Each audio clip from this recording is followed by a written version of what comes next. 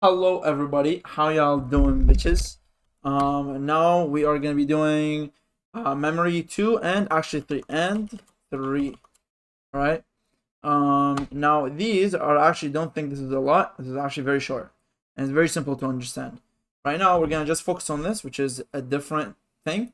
And then after we do this, we go to these and then we connect them together. Alright? So now up here, what do we have? Here, remember from last lecture, this is a SR. Let me use actually a different color. And so this, if I can just remove my fucking keyboard out of the way. Jeez. All right, this is called an SR latch. All right. Now once you add it, let me make it look fancy. There you go. This is a SR latch. All right. Now what's an SR latch? You remember from last lecture? Stores 1-bit memory. Just 1 bit. That's all it can store. This is a NOR, and that is also a NOR. Now a NOR, somebody should use me like, somebody should like buy me a pen as a gift. Not gonna lie, I'm writing with a fucking mouse. Anyways, so NOR. For the NOR, what you have is A, your input. So our input is A and B, and we also have our out. Now, obviously, the combination is 0, 0, 0, 1, 1, 0, 1, 1. And for a NOR, you'll get 1 here, but you get zeros for the rest of them. 0 and 0.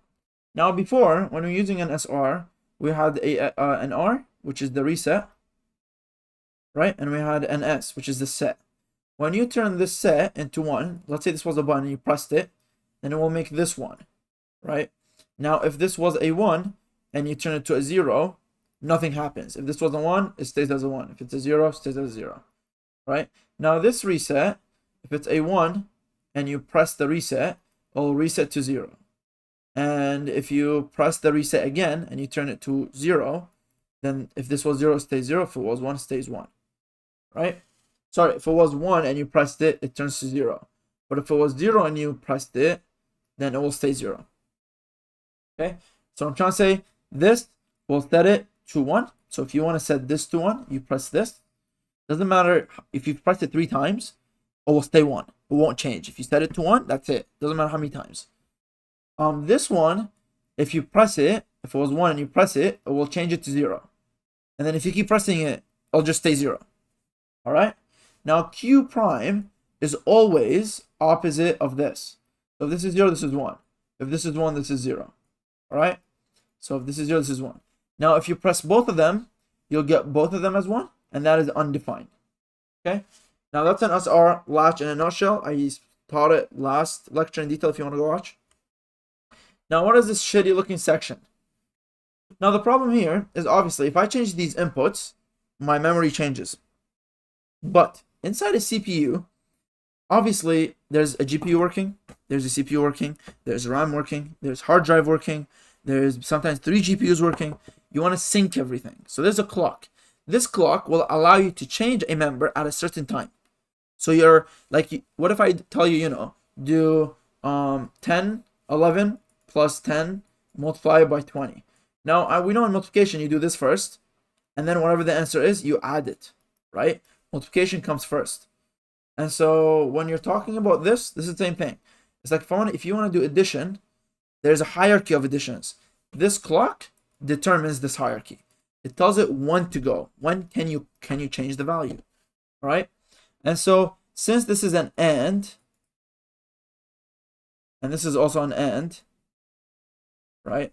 Now, a reminder, your and, if I have A, B, and I have my out, an and if I have 0, 0, 1, 0, 0, 1, 1, 1, an and will only give you a 1 when both values are true.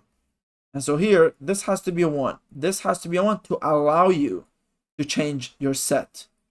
And that is the same thing for your reset. This has to be 1, and this has to be 1 for you to change your reset. So, what I mean is, if this was 0, and you put this as 1, this will give you 0, so nothing will happen. So your clock has to turn to 1 for you to be able to change the memory location. That's all it says. All right? And that is SR flip-flops. Now there is JK flip-flop. All right? And all this do is it does the opposite of what this does. So you know how we said when you have for a SR latch, by the way, this is on the exam. SR for an SR latch, we said the table is we have S, R, Q, and Q bar, right? That's the Q bar, Q, and then I have my S and R. When both are 0, right, you get 0, and this stays 0. Or sorry, well, they're opposites.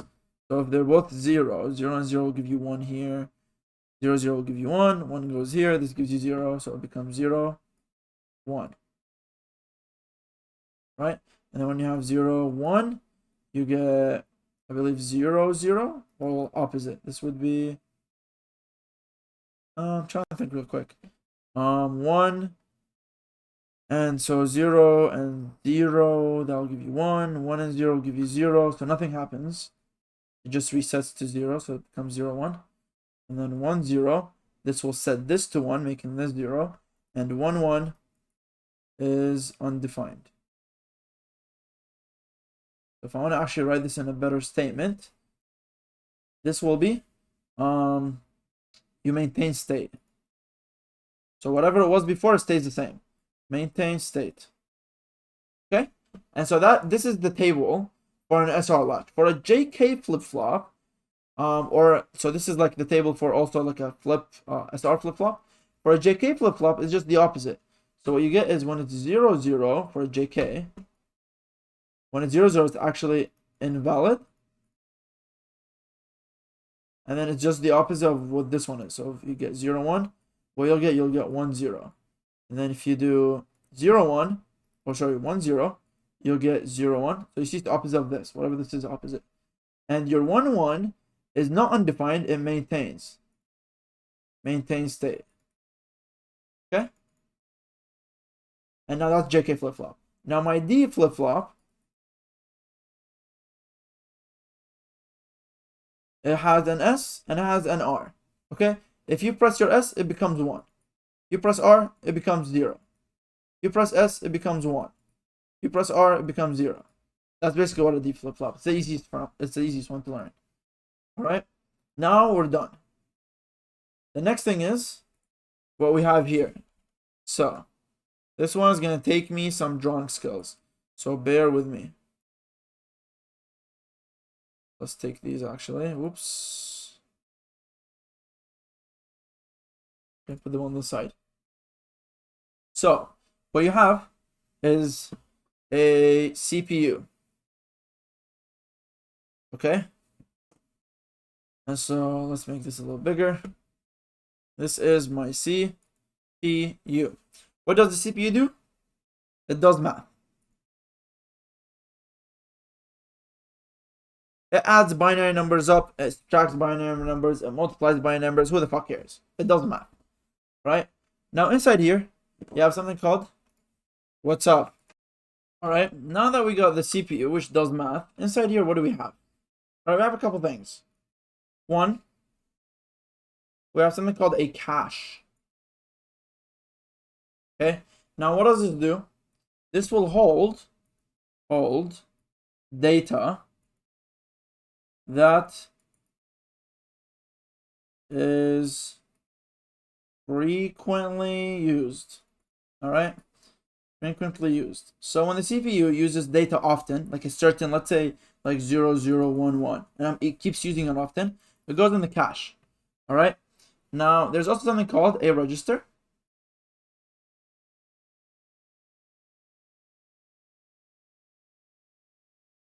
All right. And what the register does is, actually, let me write this cleaner.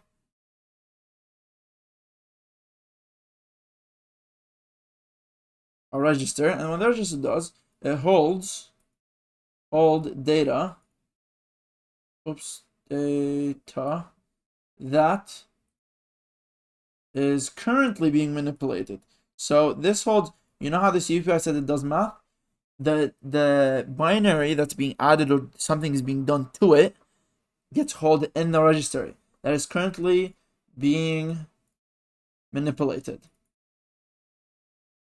However you spell it, by the CPU, right?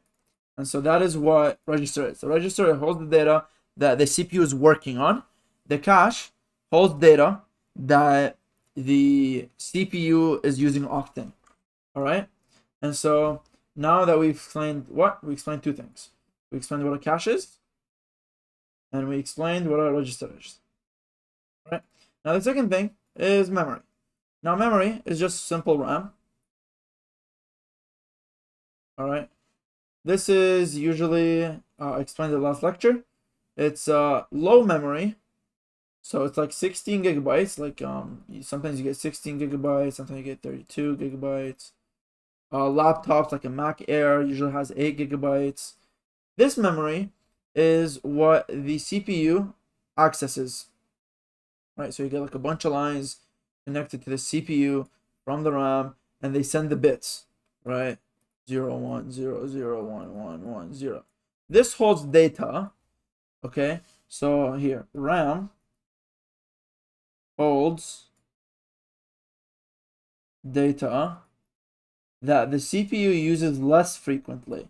That holds data that the CPU uses less frequently.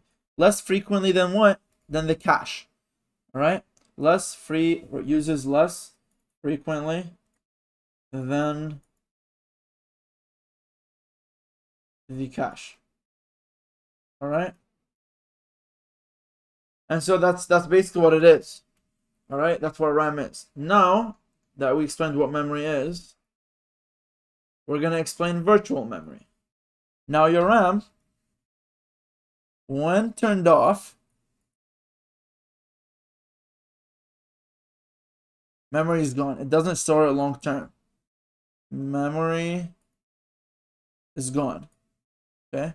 That's why they tell you don't unplug your computer.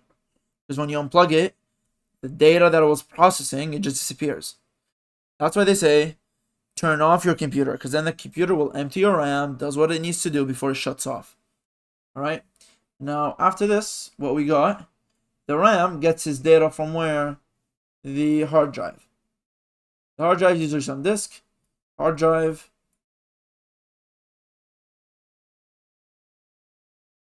has permanent data.